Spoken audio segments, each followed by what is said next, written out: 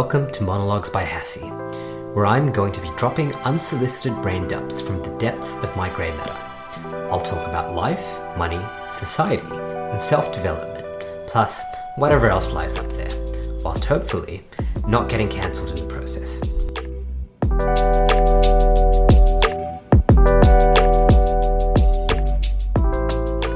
Cell membranes, nation states, and immigration. Has the West gone mad? That is what I'm going to be talking about in today's podcast. And this is a podcast that I have had on the back burner as an idea for a couple of months at this point, just based off things I've experienced and observations that I've been made both at home in Australia and as I've been traveling around the world, both meeting people from Western nations and being in other Western nations and seeing how they've changed from the last time I was there.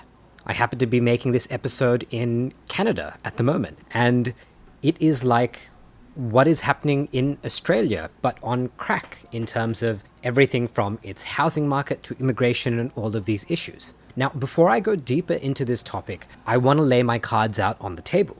Now, the reason I'm going to do that is this particular issue or range of issues and the many contributing factors, it is very contentious, and I feel like many of the commentators in this space, some of them, are very disingenuous in that they do not lay their cards out on the table so that those of you who do decide to listen to us can make an opinion on whether you agree with us or not, or the percentage of where you agree with us and what our biases may be. So let me put my cards out on the table. I was born in Sri Lanka, and I was very privileged to be able to have the opportunity with my family to migrate to Australia when I was just less than 2 years old. And I consider myself to be incredibly fortunate and, as I said, privileged to have had the opportunity to grow up in Australia, to do primary school, high school, university, to start my career in a country that is as amazing as Australia. And no matter what challenges we have, I'm grateful to be Australian. Now, the other aspect of putting my cards out on the table is to make it very clear that I'm a dual citizen. And I also have retained my Sri Lankan citizenship on top of having acquired Australian citizenship through naturalization. So I am somebody who people looking at me may consider me to have split loyalties. And the way that I like to think about this is when I think about political issues in Australia, I think about Australia in isolation and I think about myself as an Australian. And when I think about political issues in Sri Lanka, I like to think about myself as a Sri Lankan in isolation, right? I like to think about them as two separate bubbles. I have no explicit desire to have Sri Lanka benefit from Australia or Australia benefit from Sri Lanka in a way that would harm either country. These are two very separate bubbles to me. People might consider this to be a very bipolar attitude, but nonetheless, this is the attitude that I like to think I have. Maybe in the course of me doing this podcast, you will poke holes in this, but there is me laying my cards out. I'm somebody who has a dual citizenship in a country that has a lot of corruption and a lot of issues, but nonetheless, it's the place I hail from, Sri Lanka, and I love it deeply. And I also hold a citizenship in my adopted nation, Australia. So I am somebody who is a migrant. And today, I want to talk about migration in Western nations and why I think it's a problem. And this is something that I have touched even in this podcast and before I had this podcast when I wrote a few blog posts. I've touched on migration before and on my opinions before, and today I speak to you as somebody who is a citizen of a Western nation and who believes that the reason that my family migrated to the West is because of the opportunities that it has. I'm grateful for what countries like Australia have given me, and I want to help maintain that system. And that is not to say that I think everything is perfect and I think that everything that the West does around the world is perfect. But I come from the viewpoint that I would much rather be on the side that appreciates the system and says, okay, here are a few issues, here's how we can work constructively to fix these things, than to be in the category of people who has a very destructive approach, which is something I'll get into much later. And that's one of the attitudes of people who have come to Western nations that I see, which I think is not helpful. So let's begin with something which I have definitely seen in increasing amounts, which is a huge rise in xenophobia and racism. And these things are not inherently negative things, and this might be a bit controversial, but the reason all of these things exist and tribalism is the reason we have all survived, that all of our cultures have survived, is because there has been elements of xenophobia and racism, and there is this concept of the otherism, and it's allowed us to exist in the biodiversity of different types of human beings that we have on this planet today, be it different religious groups, be it different ethnicities, be it different skin colors. The reason we have the biodiversity in humanity that we have today is because throughout his history, throughout the existence of humanity, there has, and you can view it, in the Kumbaya world, this is very negative, but there has been the concept of selective nation states, and it's allowed these different cultures to exist today. And the fact that we can live in multicultural societies today and the way in which we are living in multicultural societies is an anomaly for how most of humanity has lived for a very, very long time. Now, there are obviously exceptions to this throughout history, but for the vast majority, you had very homogenous society, and when these homogenous societies interacted, you often had things like wars and all these horrible things which happen, but are nonetheless part of the fabric of humanity. Now, the reason I want to talk about cell biology here is when I think it comes to something successful like a nation state, there are lessons that we can learn from Mother Nature.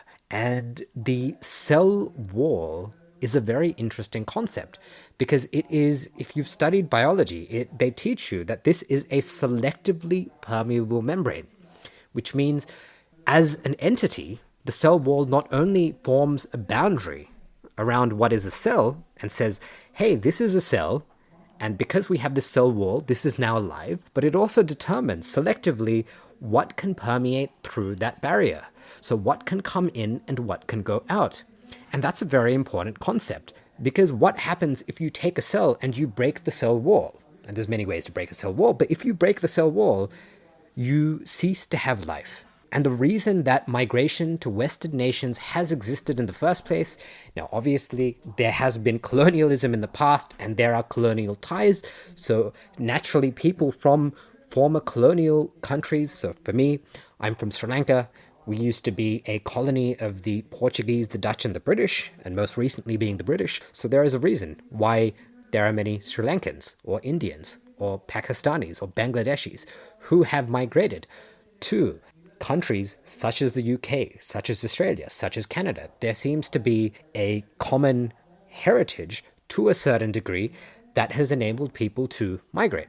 However, it's very important when you look at the existence of why people want to migrate from these former colonial countries to a Western nation. The reason they want to do that is because there is inevitably a standard of living that is significantly higher than the countries that people like myself have originally come from. And it is the differential of what is outside a cell and what is inside a cell. If you look at the concentrations of ions and different atoms and chemicals inside a cell versus that are outside a cell, there is a differential, and these differentials are maintained by the cell membrane, which is that barrier which chooses what to let in and what to let out.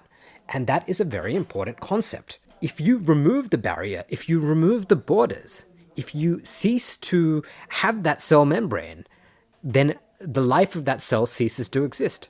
So my argument, the lesson that I think we can take from cell biology is the cell membrane exists to ensure, well, it defines what life is. It defines this is the boundary of the cell, but it also defines how that cell can continue to exist by selectively allowing what it chooses to take and what it chooses to export. And the problem that I see with the way that West is approaching migration is we are approaching migration in a way where we are not being selective about what we are taking, and we are essentially breaking our cell wall. And so the reason that people have migrated to the West and that people get in boats and risk their lives to try and, as refugees and try to come to Western nations, we are going to destroy that differential, that potential, which makes Western nations great in the first place. And as I said, this is not to say that I think everything that Western nations do is great around the world. But remember, I am coming from the perspective that I am a citizen and a beneficiary of the Western world. And it is my duty to help preserve and improve that system. And that also involves helping people around the world by ensuring that our governments aren't out there funding wars. But that also means looking after the nation itself. And the way that politicians have treated migration is as a very, very, very lazy lever to increase GDP. So you have more consumers in the economy. You, on paper, improve how the economy is performing. So in Australia, we have had what you've called a per capita recession for quite a while. And a per capita recession is where you take the GDP per capita, and when you compare quarters, that for every person currently in the nation, so when you look at the nation's population, there is less gross domestic product per person. But when you look at the total GDP, we're still growing, so we're not in a recession. So the government has been using these levers as a very lazy tool to make everything look hunky-dory for the uninformed voters and to cover what is really happening on the ground. And it's one of these things where you bring more people in, you increase consumption, you increase demand for goods and services, prices in the economy go up, and everything looks like it's growing. But the individual person in the Western world is getting poorer. So there's the economic argument for why I think migration is dangerous and why it needs to be used very carefully. It's not to say that I'm not somebody who's a zero migration person. I'm just somebody who has thought for a very long time, and this is excluding the most recent post-COVID kind of, Australia has allowed a lot of people in. So I'm reading an article at the moment that was published in March 2024, and it said from September 2023 to the prior year, Australia let in 700,000 people, right? Well, not let in 700,000 people, but the net growth was almost 700,000. So it was like 660,000 within a year, which is huge population growth for a country of 25 odd million. And I have known in the past, I've heard of many business owners, and maybe not the most enlightened ones, and this is where a lot of the support comes for this from. I've heard business owners complain about the salaries of their employees and technical employees and non-technical employees. And they complain that during COVID that nominal wage growth went up and that we need more migration and all of these things. And these same people will then, now seeing some of the problems that mass migration has caused, will then say that they no longer feel safe sending their children to ethnic schools, whatever ethnic school they go to. And the irony is these people were happy to lobby government to let more people in when it was in their favor, when it was depressing wages, when it meant more customers, more consumers for their products and services. But now they feel unsafe. And this brings me to the second factor in the migration debate and why I think the West has gone mad. As I said, when we look at a cell membrane is selective about what it accepts in. And that is an important concept. And as I said, I've put my cards out on the table. I'm somebody who has two nationalities. I've seen what the world looks like in Sri Lanka, and I still go to Sri Lanka fairly often, and I see what the world looks like in Australia. And it's two very different things. And there are so many freedoms and opportunities that a country like Australia has that I would love to see Sri Lanka become in the future.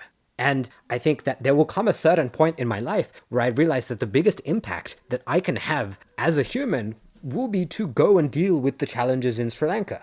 But right now I'm talking about how can you preserve what Australia is? That's what the focus of this episode is. How can you preserve what Western nations like the USA, Canada, UK, Australia, what should these nations do? Why should they preserve their standard of living?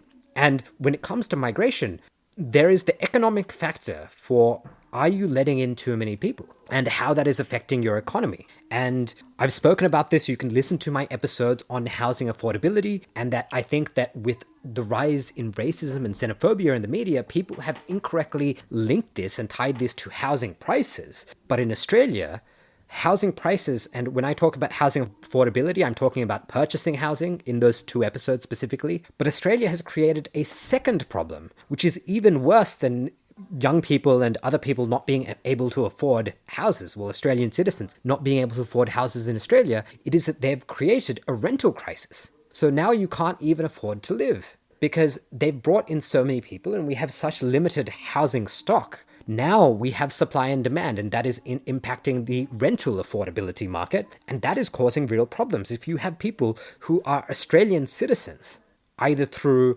birth or through naturalization like myself, and when you see people like this who are struggling, really makes you think, what on earth are our politicians doing?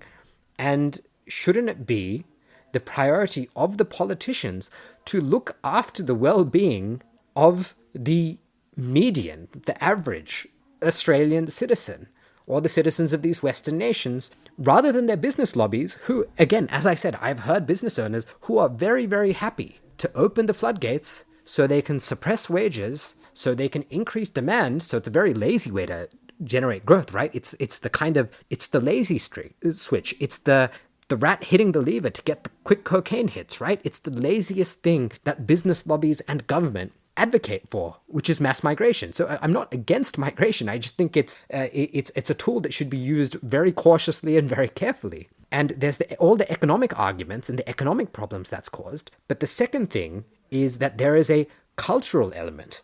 Are you letting people into your country who do not actually want what is best for your country?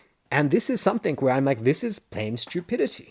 And I have both seen this in people who are natural-born citizens and who are ethnically tied to the majority demographics of Western nations, who seem to be very anti the countries they've come from. Maybe they have what you call is white guilt, which, let me put this out there, as somebody who is not white, I think it is the stupidest thing I see.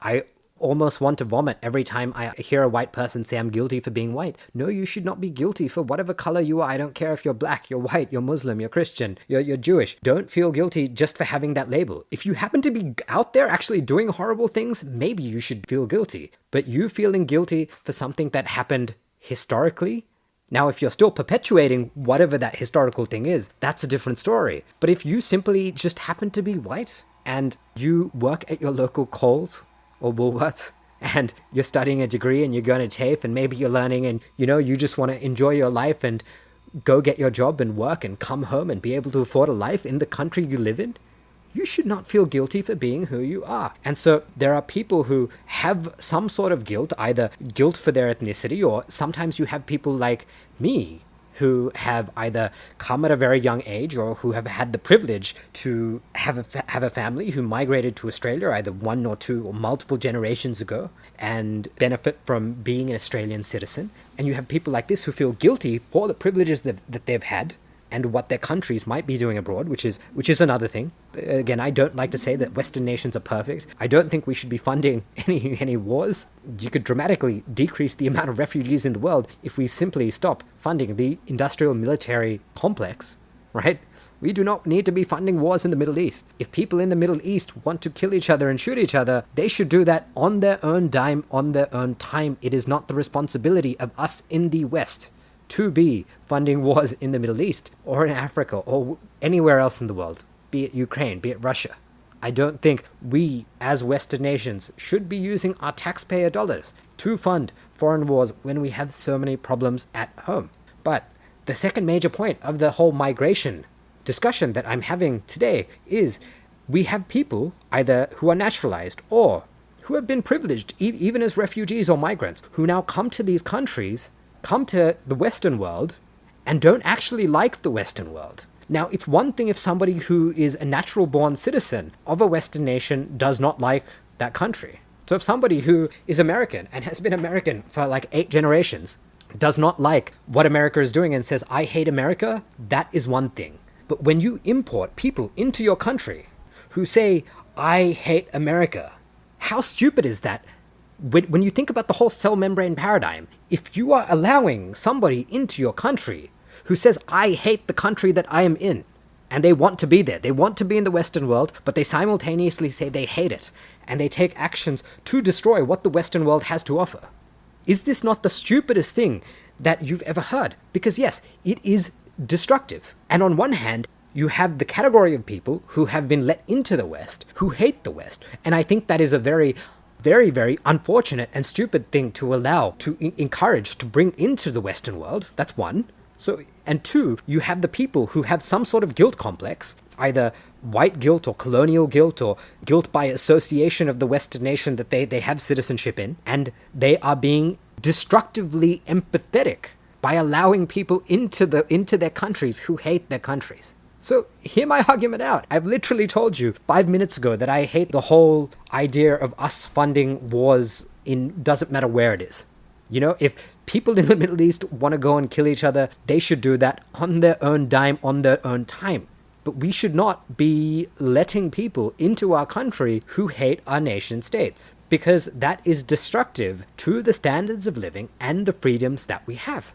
So I really do think that our politicians have gone absolutely mad. And I think that there are globalists behind this. There are 100% globalists. I'm not going to call them the elite because I don't think they're the elite. Really, they're parasites. But there are people, and you see this, and the reason I say this, that this is not isolated to any single country, is because you see this everywhere in the Western world. It seems to be so pervasive. Doesn't matter whether if you're in the USA, whether you're in Canada, whether you're in the UK, whether you're in Australia, there seems to be the same narrative that is being pushed out, which is open the gates, open the floodgates, let as many people in, we need it. And it is the lazy way. We're not actually dealing with how can we increase production in our economies? How can we increase the value that we create? We are rather taking the lazy solution economically of importing people to make our gross domestic product numbers look good. So there are those in the business lobby who are very happy because this is a very lazy solution for them to profit, whilst the majority of the citizens of the nation have a decline in their living standards. And then the secondary factor that while these politicians are saying that we need this level of migration for economic factors, which there's a whole debate to be had there. It's not that I don't think migration is good, but it's that the levels of migration that we have now in the West, I do not think are sustainable. You can see this because you're now bringing in people who potentially might not even like the nation. They might not even respect the nations that they've been let into. So, which is a huge other problem. And let's put that aside for a second. Like I said, I'm not a zero migration person. I'm a sustainable migration person, and what I think is sustainable is significantly below what we currently have coming in. Because I think it's a really lazy way for businesses, for business lobbies, for governments, not to invest in training our own population in the jobs that we're going to need to the future, and to bring in a ready-made workforce, which often doesn't actually work out. They say that we need, you have these skilled migration visas, and how on earth they determine the skilled list boggles my mind. But even when you bring people for these jobs, that doesn't always mean that is what they will end up working in. So there's a lot of problems with how the system works. I do think we need to be incredibly more selective about who we let into our country. And I don't think this is a race thing. I think it is a cultural values and skills match thing. We really should be ideally letting in people who are going to value the Western world and who are going to contribute to the Western world. But we should also be doing this in a way which isn't suppressing the conditions for those of us who are already citizens of Western nations. And unfortunately, that is what our politicians have been doing. They have been misusing migration to make their friends in business lobbies very happy, again, short-term happy. And as I've said, I've seen the kind of the hypocrisy and the stupidity of certain business leaders who have been out there supporting more mass migration because it helps them on a quarterly basis, all of a sudden to realize that they no longer feel safe sending their kids to their ethnic schools, right? Because they've caused issues. And I'm not going to dive into that, but this is happening in the Western world because you're bringing in people who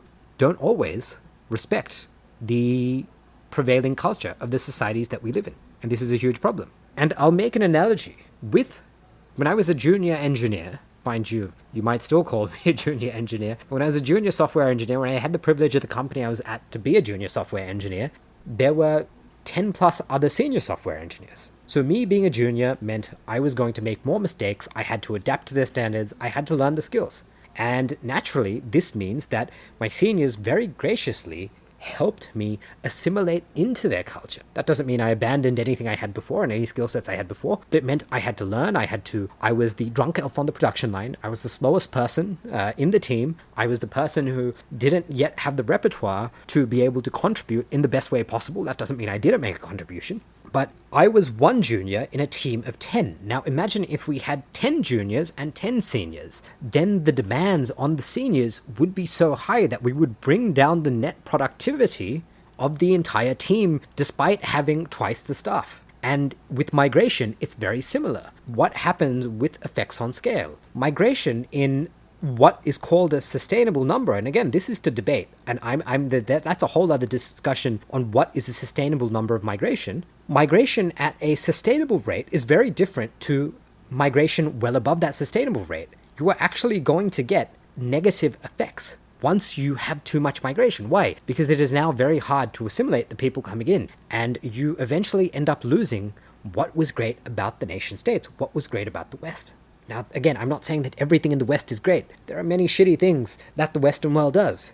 But I'm coming from the position that I'm a citizen of Western society, and I love and appreciate the opportunities that I have been given by the Western world. I'm grateful for the fact that I have an Australian passport, and that has opened so many doors for me, quite literally, in just being able to travel. The value of my currency, the opportunities that gives me, the education I've been able to have, the fact that I come from a culture where you can put the work in and become a software engineer, right? It's not as class-based or hierarchical-based as the Asian culture that I come from, and that without a degree, I've been able to go and change careers, and the sheer opportunities I will have in the future simply from the fact that the last almost 30 years of my life, and I'm not quite 30 yet, but that the majority of that 30 years, I have been heavily influenced by being a citizen of the Western world. And so that's where I'm coming from. And so to summarize what one might call my rant today is, I do think that as the Western world, our leaders are part of a cabal, they're part of a cartel that no longer has the interests of the common citizen at heart. And the agendas that they're trying to push down to us are very dangerous. And we've just had a whole bunch of elections in the EU where people are leaning towards the far right and being xenophobic, and I don't actually think they're wrong. Unfortunately, and there is the whole cultural issue. And what is happening now is that rather than blaming the politicians, people are going to blame the people that the politicians have let in. They're blaming the symptom, not the cause. But I do think that we do need to cut migration, because there is something great that is to be protected in the West. There are many things to be improved as well. So there is the economic aspect of what we're doing. There is the cultural aspect of what we're doing, the dilutive aspect. And as I said, I made an analogy to me being one junior in a team of 10 seniors.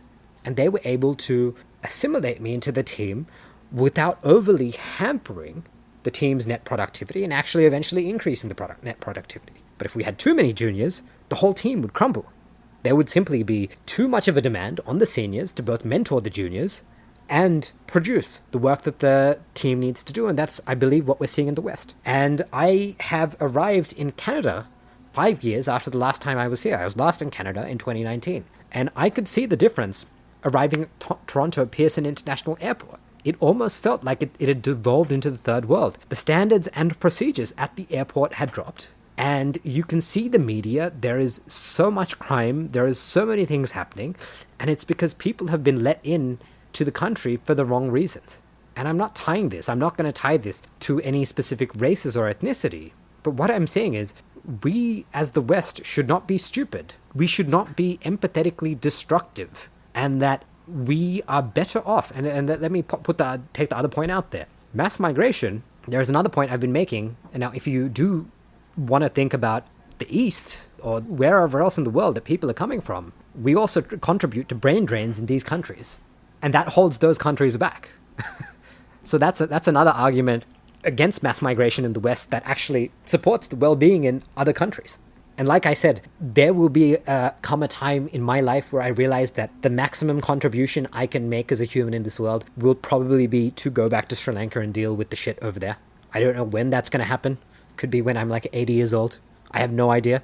But I realize for me, having the opportunity to develop myself and enhance myself with the privileges that I've been afforded by being a citizen of Australia, a citizen of the Western world, I will eventually be able to use that to hopefully improve the lives of people in Sri Lanka. And that will mean going back at one point in my life. So who knows how that's going to work out. But what I'm saying right now is the West needs to protect itself. And you are seeing a rise in racism. And it's actually, here's the thing. I can't actually tell these people that they're being stupid because it's true. Your politicians are part of a cabal. They're part of a global cartel who actually wants to make living conditions worse for you. And they're going to give you the shittiest arguments. They're going to tell you, look at how this increases our GDP. We've avoided a recession because we let in 700,000 people this year whilst you're all suffering. Oh, we created a rental crisis, but we need more migration. And they're not going to deal with the hard issues.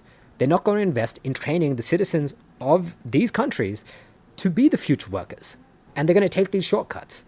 And on top of that, they're going to ignore the cultural aspects of being able to effectively assimilate. And when I say assimilate, I don't mean assimilate in the way that, if you come from a foreign country, that you should abandon everything that you should abandon your culture and your values. But it's saying that you should abide by the laws, the customs, and the values of the country you're in. So you can be somebody like me who also has, those kind of two bubbles. There is the Sri Lankan Jacinta and there is the Australian Hassie. But they're almost like two bubbles. And I recently this year had the privilege of having some friends who, for another friend's wedding, I was able to be the tour guide. And they got to see me in Sri Lanka, helping them enjoy that culture and respecting my culture back home. And people were like shocked. They were like, holy shit, we had no idea that you were actually this much into your roots. But at the same time, I'm also Australian. I'm proud to be Australian. So I'm saying, as people of the West, we should be very careful. As I said, when I see people with all these movements, with something like reducing migration or talking about migration, you're always going to have people come at this from the worst perspective in the world, which is, I hate these people who don't look like me. And that is going to be fundamentally it. And it's not to say they're wrong. At the end of the day, these are people who've been pushed to that point. It did not come from nowhere. We cannot say that people who are being incredibly racist, who are being incredibly xenophobic, we can't say this came from nowhere. You cannot blame them for thinking and feeling that way. But I'm saying, really, we should look at the symptom, which is, hey, we have our politicians stupidly opening the floodgates. And these are the people we need to hold accountable. And what should we do about that? And so that's an argument for the other day, but I really just wanted to put my thoughts out on this issue. Cell membranes and nation states. And I think to preserve what we have in the West, to make it better and actually improve the rest of the world, we need to be very selective about what comes in and what goes out. So I think we need to be very careful about migration. I also think we need to be very careful about funding foreign wars and actually creating more refugees and supporting people killing each other. If people are going to want to kill each other, that is simply the human bloody condition. And if they want to do this in the Middle East, in Africa, let them do it. But we, as the West, should not be paying for it when we have all these problems back at home. So I'm going to end this episode there. I know it's been a very, very long one, but I wish everyone listening to this great success on all your endeavors.